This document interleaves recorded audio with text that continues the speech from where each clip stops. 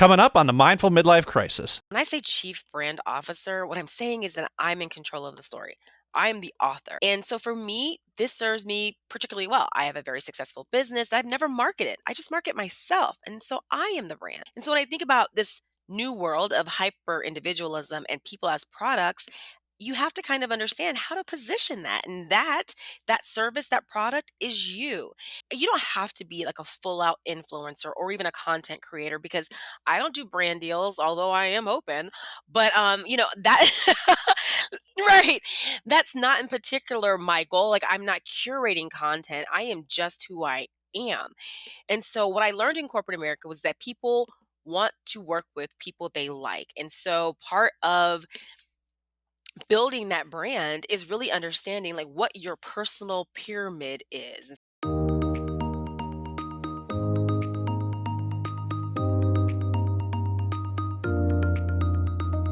Welcome to the Mindful Midlife Crisis, a podcast for people navigating the complexities and possibilities of life's second half. I'm your host, Billy Lahr, an educator, personal trainer, meditation teacher, and overthinker who talks to experts who specialize in social and emotional learning, mindfulness, physical and emotional wellness, cultural awareness, finances, communication, relationships, dating, and parenting, all in an effort to help us better reflect, learn, and grow so we can live a more purpose-filled life. Take a deep breath, embrace the present, and journey with me through the Mindful Midlife Crisis.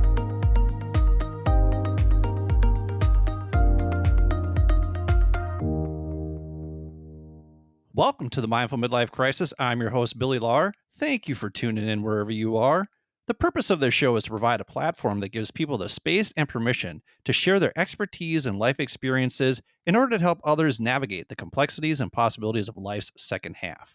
And remember, this free and useful information is helpful to people of all ages. Wisdom isn't about one's age. Wisdom comes from our ability to reflect, learn, and grow from our own life experiences, while also learning from the experiences of others, regardless of what stage of life we are in, because you just never know what life is going to throw at you. So there just might be a conversation or two from past episodes that help you feel better prepared for the challenges you might face in your life or that you're facing right now, whether those challenges be your emotional, mental, and or physical health, your relationships with others, including your partner and children, your career, your finances, whatever curveballs life is throwing your way right now. Just know that you are not alone in your experience, and the conversations I'm having here are with people who have been there before or have done the research to help you navigate those situations with more awareness, openness, curiosity, and compassion so you can live a more purpose-filled life. And trust me, I take all of these conversations I'm having to heart as well, and I try to apply what I'm learning from these conversations, which is why I do solo episodes the first Wednesday of every month, because I think of this show as a running dialogue between me and you, the listener, because my hope is that you can see and hear the growth I'm making in my own life so that it inspires you to seek out the connections between our shared experiences so that you too can take intentional and inspired action. So, if you're looking for some ways to help you better navigate whatever you've got going on in your life from someone who's been through it before, check out some of our other episodes at www.mindfulmidlifecrisis.com or wherever you get your podcasts. All of the episodes this month are going to focus on what it means to be authentic to yourself and how you can bring your authentic self to life. Today's episode focuses on how to be your own chief brand officer.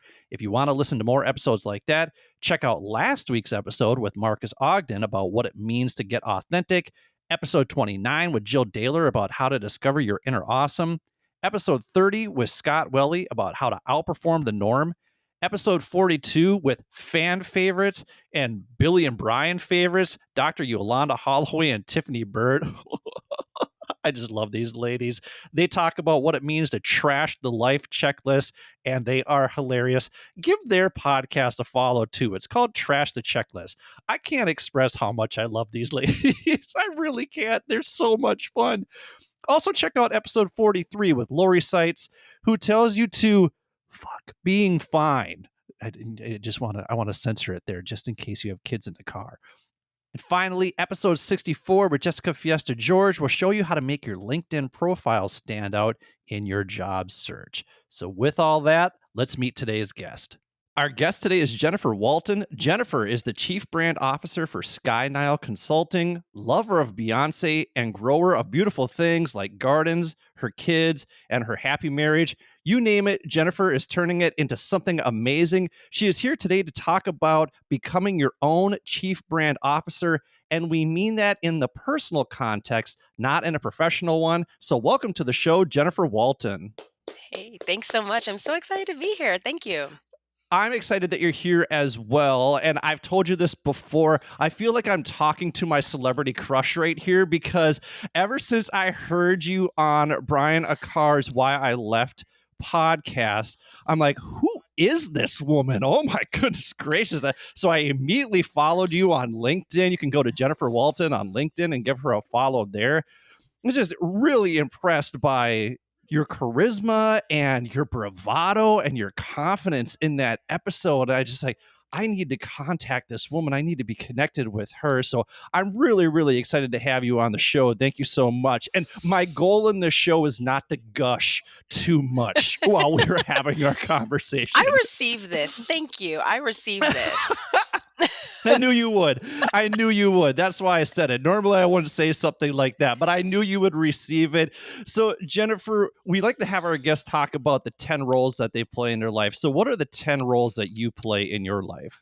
Okay, so this was actually hard for me to think about, but I came up with 10. I'm a wife, I'm a mother, I'm a daughter, I'm a sister, I'm also a soror. Shout out to any women of Delta Sigma Theta Sorority Incorporated. I'm a board chair, I'm a board member, I'm a Beyonce lover, which actually deserved to be mentioned again. I'm a random entrepreneur because I have a business, I have another business, and some days I think that maybe there would be more businesses, which is so contrary to how I grew up in thinking I would be professionally. And I'm a serial hobbyist, meaning I'm a Jen of all trades, master of none, still better than a master of none, or one, I guess. So, in summer session 3, we had Mitch Fallgater on, and he is also a serial hobbyist. What are some of your hobbies? So, it looks like gardening is part of your hobbies. Absolutely. Gardening is a hobby that I started just to be like kind of fun. And now it's something that I'm thinking about as climate change and all sorts of things. COVID happened. And I mean, it went from just like this little bitty thing I did that was cute to now I'm supplying herbs for people and I'm partner up with people who are growing chickens. And it's something that I do more for sustainability efforts. I am an avid reader and I haven't really had a lot of time to read any new novels. And I'm going to tell you right now that I don't read probably what people expect me to read. I like historical romances. I'm huge into Bridgerton. I love the old knock me off my feet, you beast kind of stuff. And I would say I love dancing. I've been a dancer since I was a child. My dream is to be a competitive ballroom dancer, but honestly, it's expensive. And then when you get into it, it's actually really hard. And I'm trained as a dancer and I took ballroom private lessons and the instructor, his a wonderful gentleman from Russia, was like, "This is not hip hop. Stop moving your butt." And I was like, "Sir, I told him, I said, "Sir, I don't know how. So we're gonna have to reincorporate this into the rumba." So I feel like that all ties into your love affair with Beyonce. And Wow, it interestingly does. enough, you chose Beyonce lover as one of the 3 roles you're most looking forward to in the second half of life. And so why, oh, why are you looking forward to being a Beyonce lover in the second half of life? The way I see it is a lot of these other things, they come and go, right? My tenure on boards, that will come and go. I will leave a lasting legacy with whatever I do professionally. I hope that is my goal. That's how I'm building the work that I do today. Those things will just happen. And at some point, I won't be able to garden, right? And I won't be able to do some of these things, but I will always be a mother. And I will always be married to the love of my life, my best friend, my husband, Sean Walton Jr., attorney Sean Walton Jr. But quite honestly, like he might could go, but Beyonce will always be there. Wait a minute. And honestly, the way I see it, if she doesn't, I'm married to the love of my life, but he could go, but there's no way I'm ever getting rid listen, of Beyonce. She's not the going way anywhere. I see it is, if she doesn't stop, I won't stop. So I mean, she's never let me down. I can tell you that. Oh, wow. So what is it about Beyonce? Because I imagine it's more than just the music. So what Agreed. is it Yes. about Beyonce that draws you to her? A lot of people would say that she's extremely private. You don't know a lot about her, but I would say that that's not quite true. She is an avid documentarian. So she documents her life. And so she shares things with us on her terms. And that's actually a lesson that I've had to learn in my life as social media forces us to be content creators and share things and stage and curate things. I've had to really think about what do I want to share of myself with people. But as an artist, she's one of the best. Anyone that has ever worked with her has said this woman works hard. She's good at her skills or at her craft. She builds her skill set. And so she's always learning. That's another lesson that I just have had to take on in my career. But she also makes mistakes and she does things that aren't healthy. And she's been vulnerable with us to tell us this. When she did the culturally groundbreaking Coachella performance that redefined Coachella, which was Homecoming, and I think that was 2018. She one gave insight into historically Black college university culture. So she showed people a side of Black culture that many don't see. And in doing so, she also did a documentary about Homecoming where she went behind the scenes and she talked about how her original Coachella performance was delayed with the birth of her twins and how when she rescheduled it, she didn't want to let anyone down. But she was a new mom. This is her second and third children, right? And like all of us who have been through that, you have that baby weight. And she talks about how she basically ate air while she was practicing for Coachella. And she gave one of the best performances I've ever seen. And to know what it took to get in shape and to be focused for that, it wasn't right. But she admitted it. And she was like, I shouldn't have done that. I'll never do that again. And when you think about her target audience being from my 4 year old who's obsessed with Beyonce, my 7 year old as well, to women who were 105, that's just something that needed to be said. She was honest about what it took to get the job done, but she also admitted it wasn't healthy. And I actually needed to hear that. There is a presence about Beyonce too that is just widely respected throughout many genres. So my favorite Yes. band is Pearl Jam, and years ago she had a performance with Eddie Vedder, and people raved about that. I remember seeing a Yep. clip where they're interviewing Chance the Rapper, Yep. and Beyonce comes up to him and says hello, and he was just done with the interview because it left And he such freaked an out. impression on him. And I think that's such a magical thing Yeah. where you That's have the a pinnacle. presence about you that just walking up to somebody and saying hello can change their life. You have to take into consideration that that is something that I recently actually tweeted, which was message leave people feeling good about you when you walk away. And I think even Prince Harry and Meghan Markle and their recent documentary that they did, I think Megan got a text, and I'm not using the proper titles, and my mother would hate me because we are actually British. My family's from Bermuda, so so she would hate me for not using proper titles, Duchess of Sussex. But she gets a text from Beyonce in the midst of all of the media firestorm that she was in, and she was like, "Oh my God, Beyonce just texted me," and Prince Harry is like, "Oh my God, Beyonce," and it's like they're royalty, and so they're like, "But Beyonce is truly global royalty." And I think what you just defined is something that I may not be Beyonce scale, right? But I do want people, when I engage with them, when I walk away, to be like, oh, wow, that at least brought a smile to my face, a sparkle to my day. Well, I mean, that's 100% why you're here on the show, because that was the impact that you had on me in that interview and why I left. And we'll make sure to link that into the show notes too, so Perfect. people can hear that interview as well. You're also looking forward to being a wife and a mother. So, why are you looking forward to being a wife and a mother in the second half of life? I mean, this is very self explanatory, but what does that mean to Yeah. you? It's funny. I'm 38 years old and I have a 7 and a 4 year old. And even just today, I got a note from Amazon that was like, your daughter tried to make a purchase in the store today, and we're letting you know, like, sharpen those, settings. I am raising the next generation of fierceness, and I don't know if this is a good thing or what. And so I honestly just want to see what happens. I grew up Southern West Indian, so Caribbean, and very strict. religious household, but my family was super fun. We had a lot of fun, very open family, but very disciplined. And so when I had my children, I had a different parenting philosophy than my own parents and my grandmothers who helped raise me and are very impactful in my life to this day. Well, my grandmother was like, Jennifer, you're not raising these children with enough discipline, so forth and so on. I'm like, Gran, what is it that I'm not doing? Or what are they doing that's not right? And she really didn't have a good answer for this. And so I said, listen, give me 15 years. And in 15 years, if they're like, just the worst of the worst, I will tell you that you were absolutely right and I was wrong. But if they're not, in 15 years, I won't even ask you for the credit for what I did. I just want you to see how wonderful they turned out and what I did differently and how honestly you set the foundation. My grandmothers broke the generational curses in their families. They did things to ensure that my mother and my father would have a different life, and that trickled down. And so I've shared that even though I'm doing some things slightly different, they set the foundation. They made it so that I could be here today raising my girls the way that I am. So it's not a bad thing. It's just an evolution.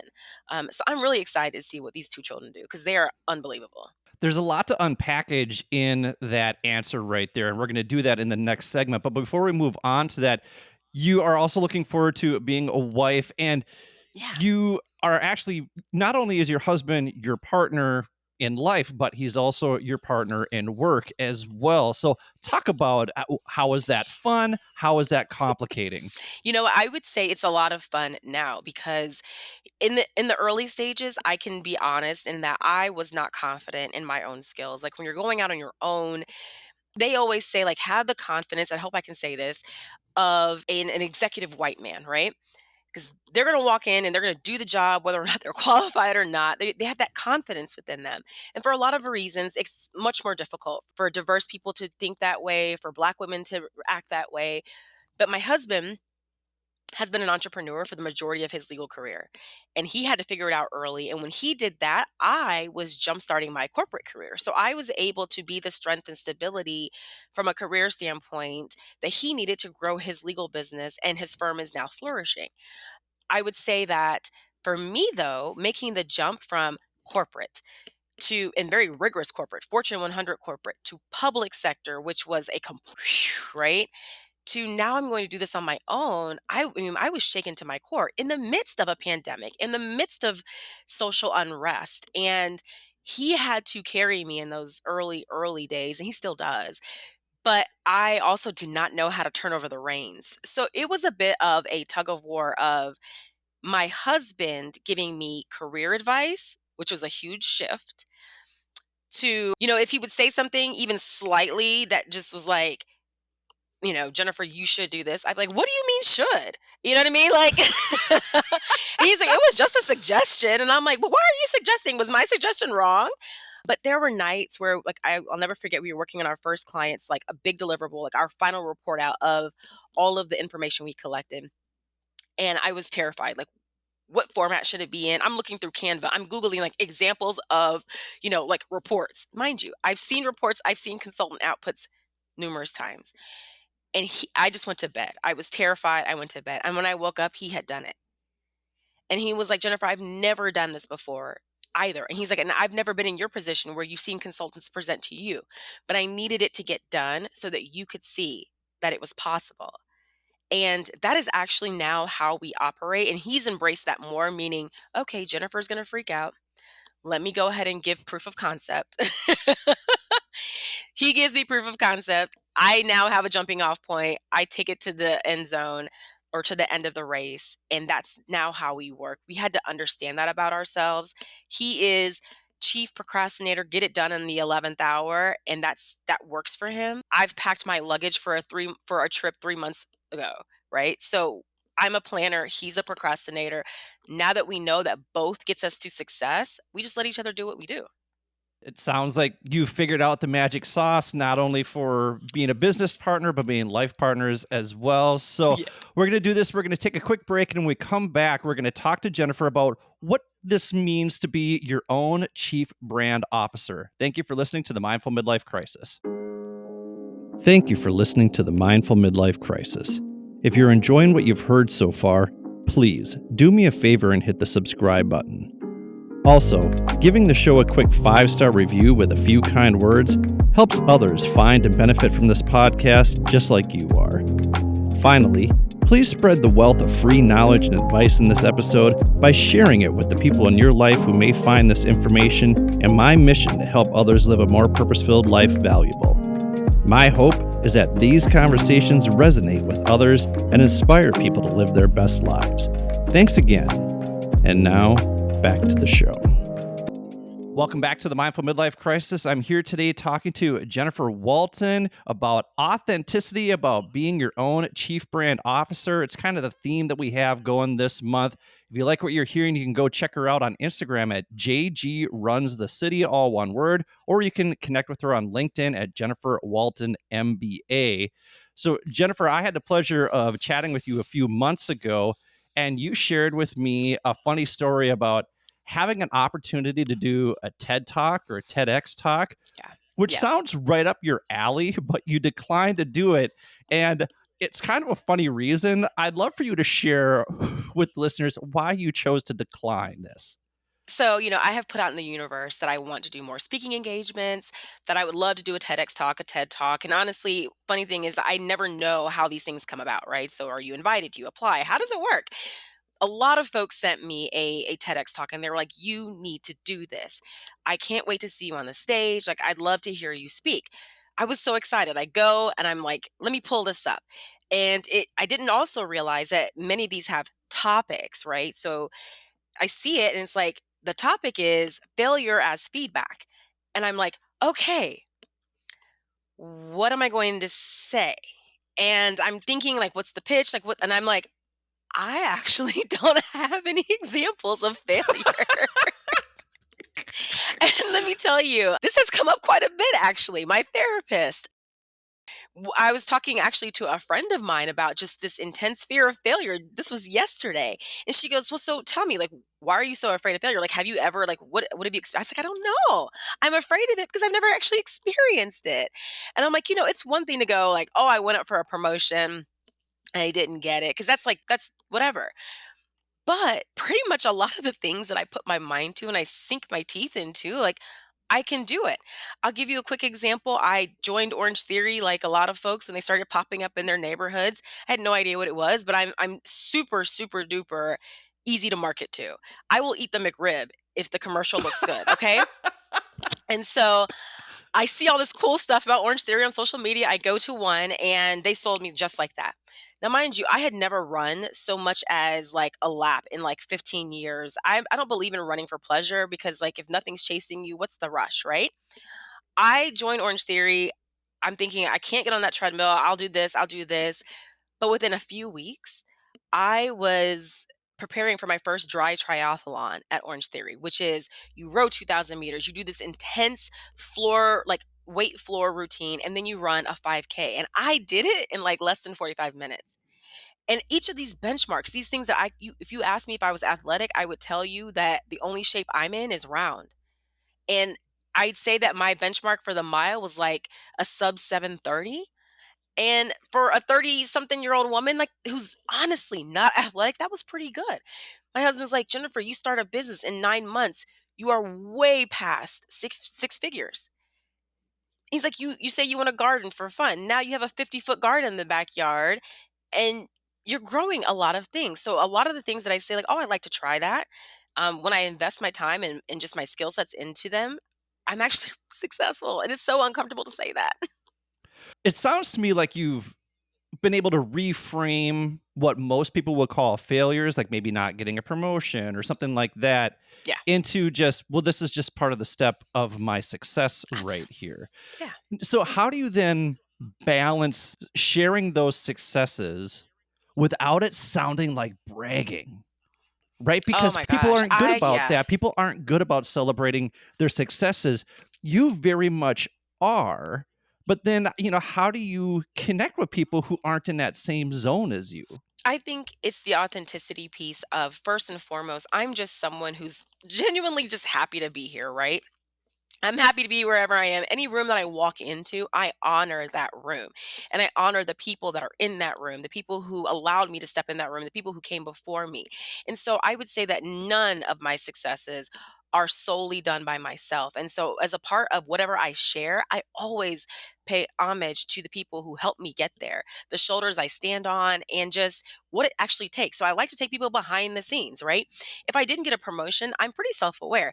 Oh, I wasn't even ready for that promotion, or there were things that I didn't say in that interview or in that discussion with that senior leader that maybe would have put me in a position to receive it. Also, I strongly believe in what's for me is mine. And so if there are things that I wanted that I didn't get, then it wasn't for me. And so I'm okay with that. And I have learned to internalize that in a way in which anything that hasn't come my way, it just never was. When I do have successes, I'm very intentional about sharing them in a way that also celebrates and uplifts the community and the village around me. And I'm also authentic in sharing how I've been intentional about building a very strong village and a very strong community all throughout life, whether that's motherhood, whether that's been in marriage, or even in my career. Do you find that people are intimidated by this level of confidence? Do you find that people are intimidated by this level of self-awareness that you have? This is wild because, yes, I have actually had someone say to me, "When I first met you, I was very intimidated by you." And I'm like, "Me? I like I'm just so goofy in general." And but at the same time, I find that I do have a bit of a corporateness to me. I went to business school. I came up through the Fortune 100 corporate ranks. And because of that, you learn very much how to speak to different people and how to kind of fit yourself into a box. So what I've come to realize that there are times I do turn on corporate Jennifer, and I'm aware of that, and I try to back off when it's not a corporate situation. But by that same token, I understand that there are a lot of people who find the things that I say and that I share very compelling.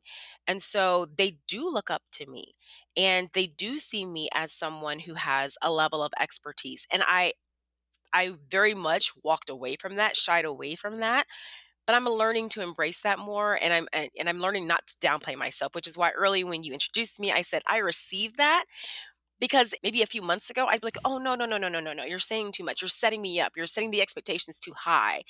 And I guest lecture at the Ohio State University Fisher College of Business, and whenever I step into the classroom, the professor who introduces me tells me she is one of the best speakers I have year over year over year. And I always start the conversation with, "Well, let me bring your expectations way down. This is going to be boring and trash. I'm sorry." And it never is, right? But I just always feel so uncomfortable with the expectation being set that high. I don't want to let anyone down. So then what was the shift to where you're actually like, "You know what? I'm gonna receive this," because when it comes down to it, I am kinda awesome. I'll be honest with you. I think there's a certain level of responsibility sometimes that comes with some of the things that I do and some of the exposure that I have.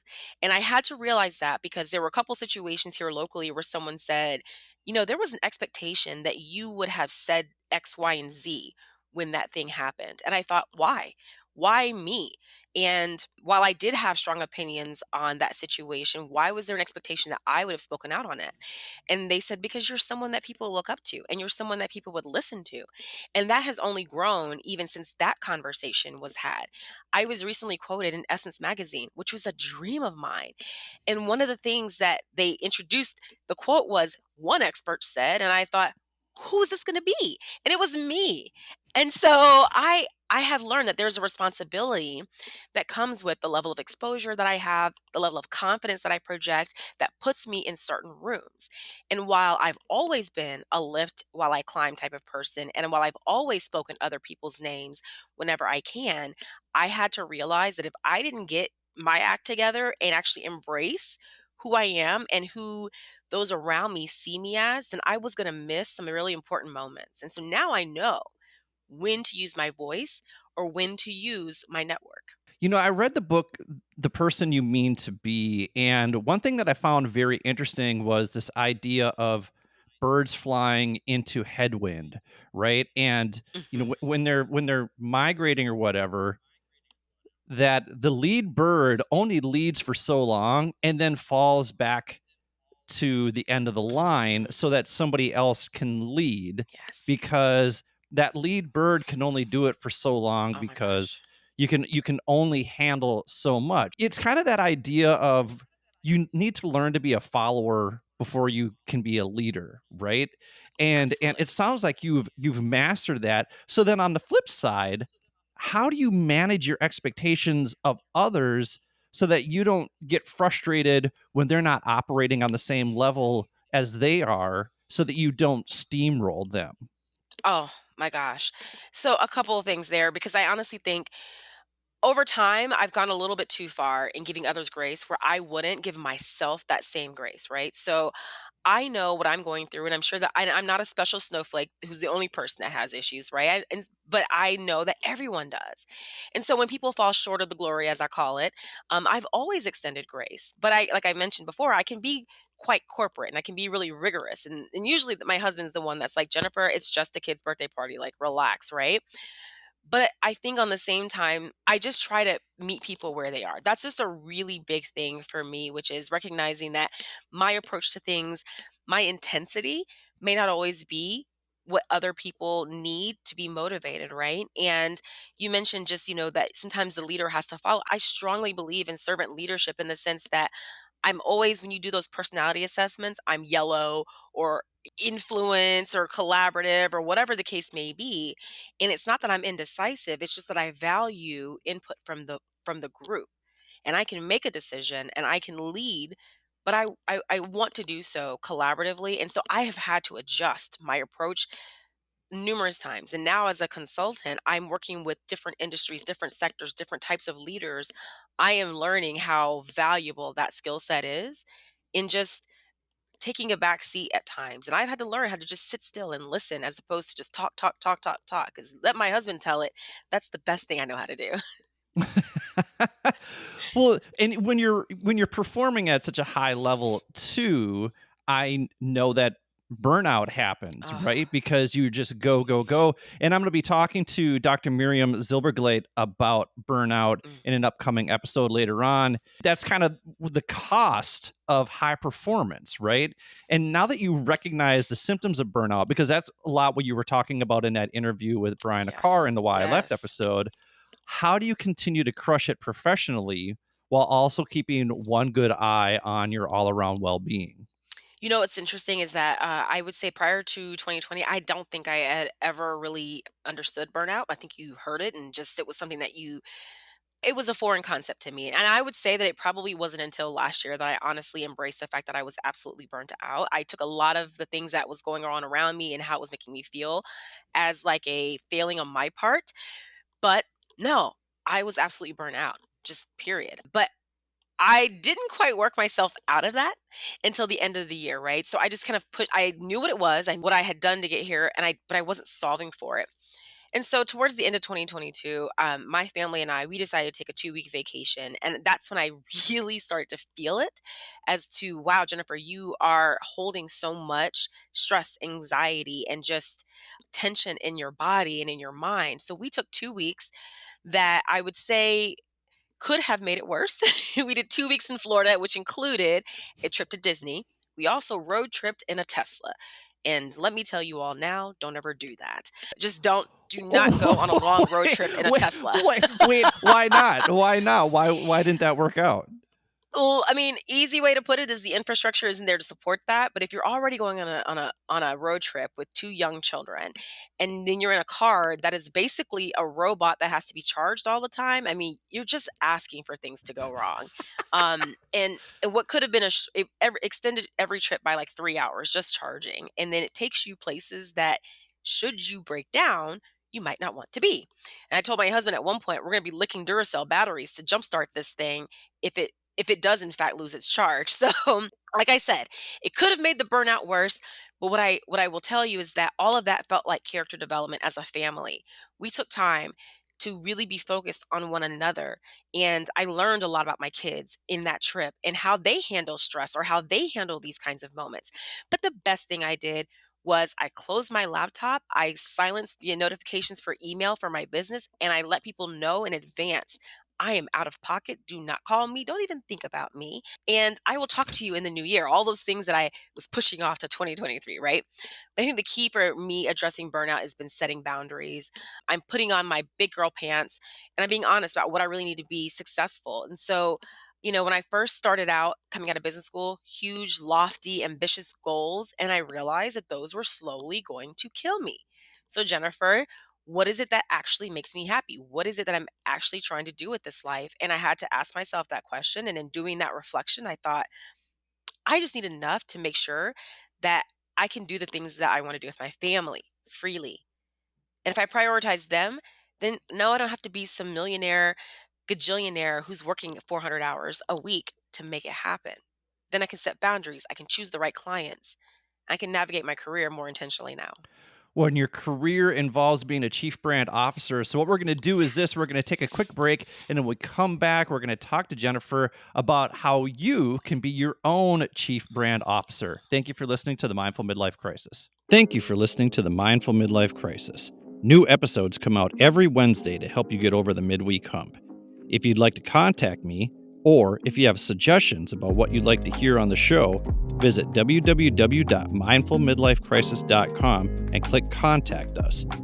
While you're there, don't forget to sign up for the newsletter. You can also click on the show notes for links to the articles and resources we reference throughout the show. If you want to check out my worldly adventures, follow me on Instagram at mindful_midlife_crisis. My hope is that my trials, tribulations, and successes will inspire you to take intentional action to live a more purpose-filled life.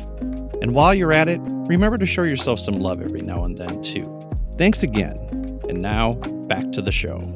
Welcome back to the Mindful Midlife Crisis. I'm here talking to Jennifer Walton about how to be your own chief brand officer. We're running on this theme of authenticity. If you like what you're hearing, you can go and check out Jennifer on Instagram at JG Runs the City, or you can follow her on LinkedIn at Jennifer Walton MBA. We're going to come back to that social media stuff here in just a little bit. But before we do that, to you, what does it mean to be your own chief brand officer? And we're not talking about going into the field of being a chief brand officer. We're not talking about the Right. field of marketing. We're talking about how to market yourself. And you kind of alluded to that a little bit where you talked about owning your successes and owning the positive that people share with you. So tell us more about how we can be our own chief brand officer. Absolutely. When I came up with this title, it was just something that I thought sounded cool when I launched my business. Like, oh, yeah, chief brand officer, right? Because I don't have a board. I'm not a CEO, but I'm an owner. But the reality is, when I say chief brand officer, what I'm saying is that I'm in control of the story. I'm the author. And so for me, this serves me particularly well. I have a very successful business. I've never marketed. I just market myself. And so I am the brand. And so when I think about this new world of hyper individualism and people as products, you have to kind of understand how to position that, and that service, that product is you. You don't have to be like a full out influencer or even a content creator, because I don't do brand deals, although I am open. But that You and me right, both. that's not in particular my goal. Like, I'm not curating content, I am just who I am. And so what I learned in corporate America was that people want to work with people they like. And so part of building that brand is really understanding like what your personal pyramid is. Whenever I talk about branding as an individual, I always say, like, what does your personal brand pyramid look like? And at the base of the pyramid, it's usually the foundation, the strongest, right? And so that's like what you absolutely want people to know about you when they engage with you. And as you build up in the pyramid, you put all those other elements in, let's call it decreasing priority. And so at the bottom of my personal brand pyramid, I really had that I was this like powerhouse businesswoman that gets stuff done. Like, I want it to be known as like corporate America, like, whoa, right? And at the very top of my brand pyramid, I was like, I am fab, fit, fun, and fierce, right?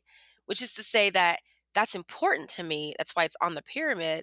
But I'm not going to walk into every meeting unserious. I'm not going to walk into every meeting with like, some weights and all this and Lululemon. But it is important to me that I do show up authentically fab, fit, fun, and fierce. And so one thing I will say, that my time in corporate America was marked by my shoe collection. And so at every company I worked with, I would always have a huge shoe collection at my desk. And of course, when I was more junior in my career, I was at a cubicle. So everyone would see all of my shoes. And it was like a thing, right? And some people would be like, hey, can I borrow those black pumps today? I'm like, yes, of course. They have utility. But it became a thing. So, like, when I left one of my biggest corporate experiences after 8 years, I had 17 pairs of shoes, and I gave half of them to the janitorial staff. I took a picture, and I left 1 pair just as, like, a, "You'll have to always remember me by these shoes," right? And while that was nothing about my business acumen and it spoke nothing about my corporate persona, it was a part of me. And when I walked the halls, people saw me coming and I liked having that air about me. So that's kind of how I would combine some of that into my personal brand pyramid. So I always encourage people, write down your personal brand pyramid, however many levels you want. Make sure that it's inclusive of all of you and then share it with someone as a gut check of authenticity to say, like, am I living into this personal brand pyramid because this is what I said I wanted to be seen as? When you engage with me, when you walk away from me, is that what you got? If not, I'm not living authentically. And that's actually had been a large part of my career around my hair. There, as a Black woman having hair that is natural and even dreadlocks. I mean, mine are dyed bright red, and at one point they were blonde, but that was in my corporate headshot, and that was me showing up authentically. And I had put in a lot of work to prove that I could actually do the work, but I wanted people to see me as I actually exist in this world.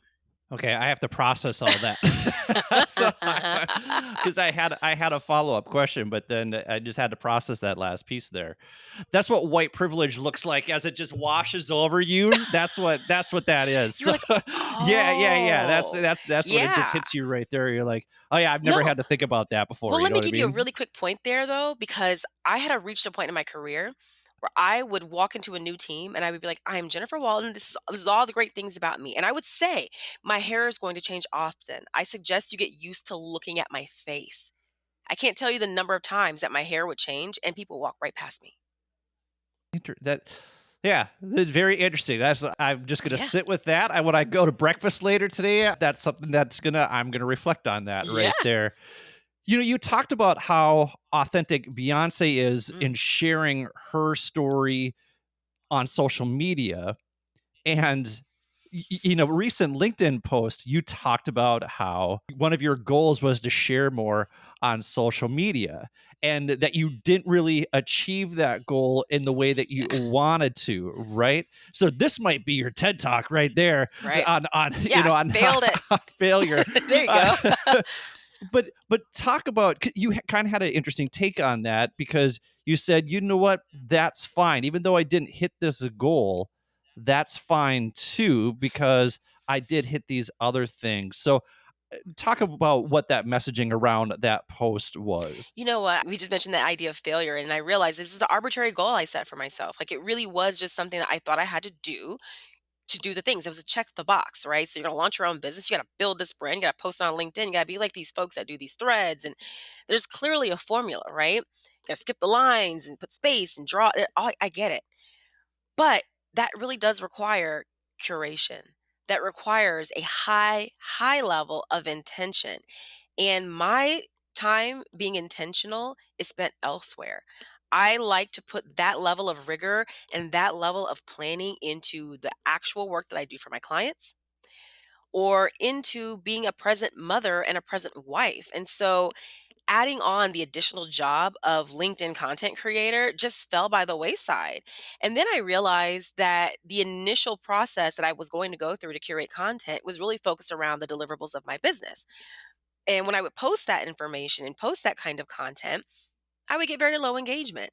Then when I would just talk about, like, look, I came home today and this happened, or I went to the bank and I got my first account set up. When I talked about the behind the scenes, like my true just day in the life, people tapped in. Even the quote in essence had nothing to do with my actual business. It had to do with my experiences in corporate and how I talk about that.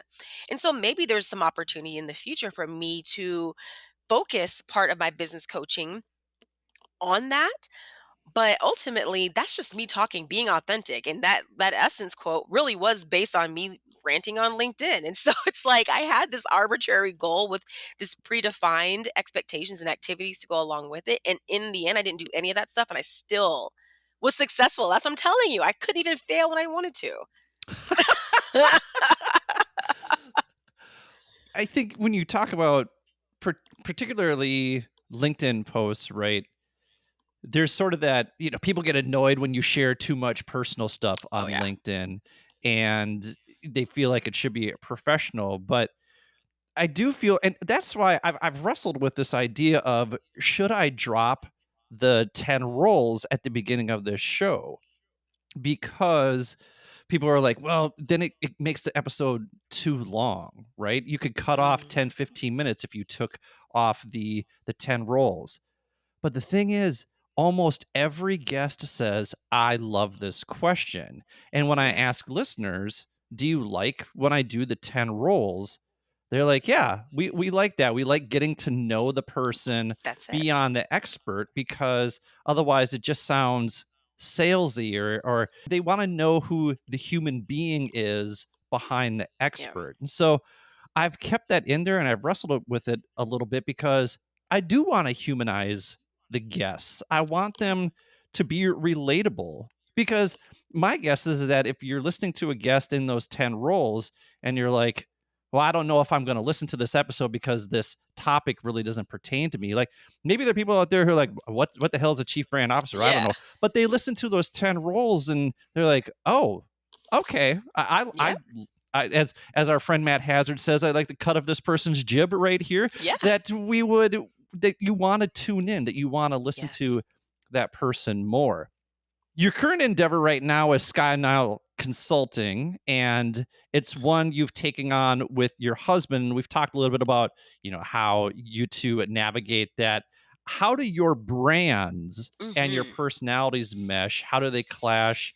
And how do those two things create synergy within your consulting firm? I talked a little bit about how our personalities kind of fit into one another. He's the procrastinator, I'm the planner. But one thing that I do think is interesting is that our brands are very different. My husband is a prolific civil rights attorney.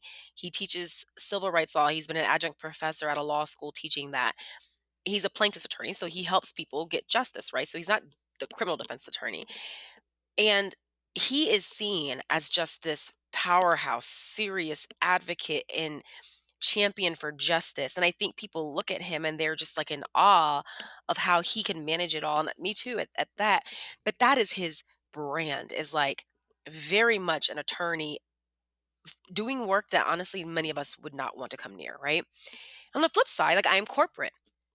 But I'm also someone who is the sharer. My husband's also very private. And so I'm the one that's like much more loud, much more of a sharer. And then I think just by the nature of how we both grew up, I'm deeply Southern, he's Midwest. Like there's just a lot of differences about us. But when you bring that together, we were able to tell the same story. We are community minded, we are justice minded, we are interested in helping organizations build their brands and build their cultures through policy, through product development. And we were able to come at that with such wildly different experiences.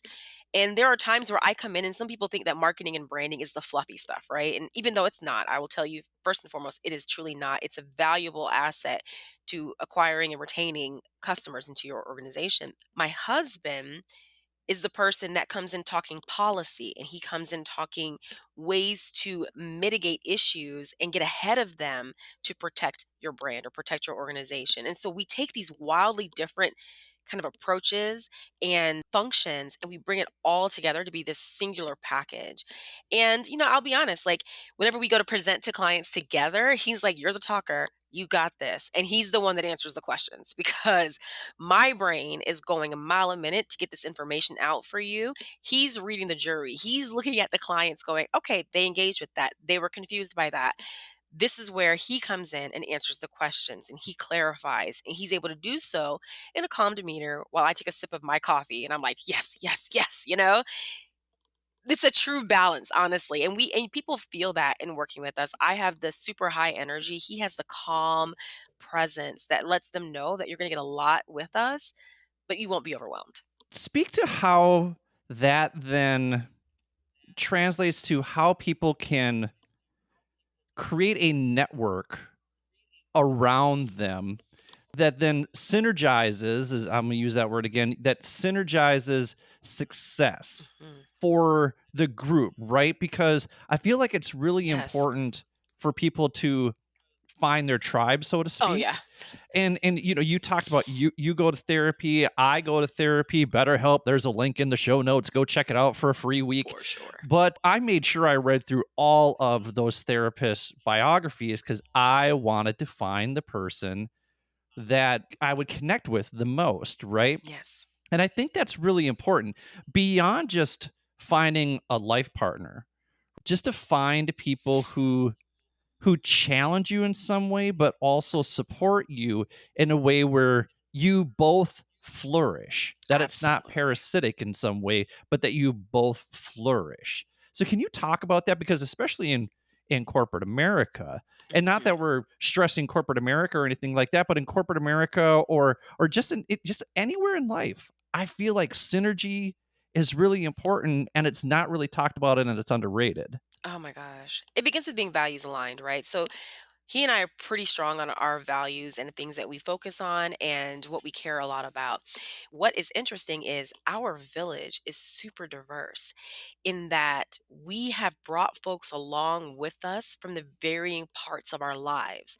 For me, coming to Ohio, not being from here, I built my village from the ground up. I started with my sorority. Listen, I'm a person that can walk into a room and like talk to drying paint, right? So I get that about myself. I It's easy for me to put myself out there because vulnerability in that regard, it doesn't harm me in that way. But we have friends that represent various corners of our lives and our careers. And so what is funny when you see us in community with our friends, there are people that might be at the table with us that only got there last year. And so our friends don't oftentimes know each other. And so in a large group, it may look like, look at these people like all coming together. But what we're doing is bringing them together. I know you from my corporate experience. I know you from my time in the public sector. I met you at Orange Theory when we were sweaty and ugly. I met you at this spiritual retreat that I went to. Or I met you because I went to therapy from a support group for moms when I had my first baby and you stuck with me. And I always tell people like you're stuck with me. And I'm so sorry, Billy, but you two are stuck with me. And I so couldn't be happier. I have that. And the way that we approach it, and it's something that I call the fives. It started in my corporate job where I had five people that acted as my personal board of directors. These are my safe people, coach, mentor, truth teller, just somebody that will hold my hand, right? Sponsor. That was at my company. I had 5 more then that were outside of my company that were also in my function. Then I had 5 more that were outside of my function, outside of my company, that I was intentional about connecting with, that if I ever got laid off, between these 15 people, somebody's gotta hire me, right? So I call that the fives. And then I make it an intentional effort to contact them, touch base with them 5 times a year. Could be a LinkedIn like, a LinkedIn comment, Mm. a text. Hey, I saw this article about something, made me think about you. Very small things. Doesn't have to be coffee, although I like doing that, or lunch. I just like to connect with my fives, right?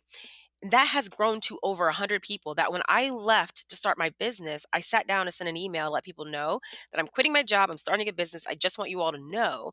I typed out my five, five, and five, over 100 people. And my husband has the same impact on the world as I. And so, even though he hasn't been as intentional about it that way, he's picked up all these folks. He's an NFL agent, he's a lawyer, he's doing all these things. He's picked up a lot of people, and we bring them to the table. And so, if you don't know this person, now you do. That's just how we built community. And I get that even as adults, that's much more difficult to do. I'm never in a space where I can't make a friend. It sounds so intentional, but it also sounds so genuine. And it kind of relates Yeah. to how the two of you have labeled your roles within Sky Nile, because you talked a little bit about this. Like, Hmm. you created the term chief brand officer, and his role is chief culture officer. And so it just sounds so Yep. intentional that you're building culture within a Yes. brand and you're also building Yes. brand within a culture. Absolutely. And when we talk to clients about that, it is understanding that how your culture goes, so goes the organization. And companies learned that in the great resignation and all the things that were happening because there were burning buildings that people were running out of. And what I would tell companies was, they're not just running out to the streets. Not everybody's running out to the streets like I did, right? They're running to other organizations. And sometimes the difference maker is your culture. And your culture can be defined by policy. we've taken what feels fluffy, what feels lofty, and we actually apply it to a framework that helps organizations be their best selves or best entities. Well, I'm going to get you out of here on this. So the last line in your bio on your business website says, coming together with her husband and life partner, Sean, to create Sky Nile Consulting, Jennifer works to leave a legacy of action, change, and creating a world where their daughters, Sabella Nile and Skyla Niece, will never feel othered. I just think that's beautiful. When I read it, I was like, whoa. It just left an impression on me. And when I think about your Oh, you're living a brand and I think life. about what it is you truly stand for, I just love this idea of you and your husband branding what your children's future could look like. And I think that's why it's so poignant that you chose chief brand officer and chief culture officer too. If we just took another look at what it is we truly stand for, just what impact that could have, not only on the world, but Mm, just ourselves too, when it comes to living authentically, which I think in all honesty, is really hard. I think it's really hard to live your message. I think it's really hard to live authentically. mm, But the two of you are doing such an amazing job of it. And you can see the motivation, mhm. and you're doing it for your daughters. And I just think it's really So beautiful. thank you so much for that. My husband and I, we are also launching a co-working space in our city. When I mentioned being a random entrepreneur, like this is something that just, phew, right? But it's a love letter of sorts to our community of color in this city. But we were very meticulous about what the vibe would be like, how it would feel like when you entered the space, from the color of the walls to what's on the walls to just everything about it. Originally, our idea was a coffee lounge, but that's evolved to like a membership based safe space. But as we were working to like renovate this space and turn it over into what it is now, which is almost ready, we brought our children along for the ride. They would be there like while we were knocking down walls, all sorts of stuff. We have great pictures of them standing in the space before it was what it is now. And it just makes me so happy to know that they are living the life that we truly wanted for them. I mentioned to you my thing that I said to my grandmother, like, you've laid this foundation. They're the continuation of that. And so with some of the things that we've created, just in our jobs even, I work from home, even them seeing this and seeing what's behind me, they leave me notes all the time. But they get to live this amazing exposure driven life where they get to hang out with civic and community leaders. Their dad's an amazing civil rights attorney, and I trust me, they take that stuff to school. They march for civil rights at school all the time. I'm a business leader in their house, in our house, like the feeling of love is just everywhere. And we love on each other hard, and it's a priority for us. And so, even when we're busy and we're stressed, we find a way to find joy and love. And if I could say anything about what authenticity means to me, it is that.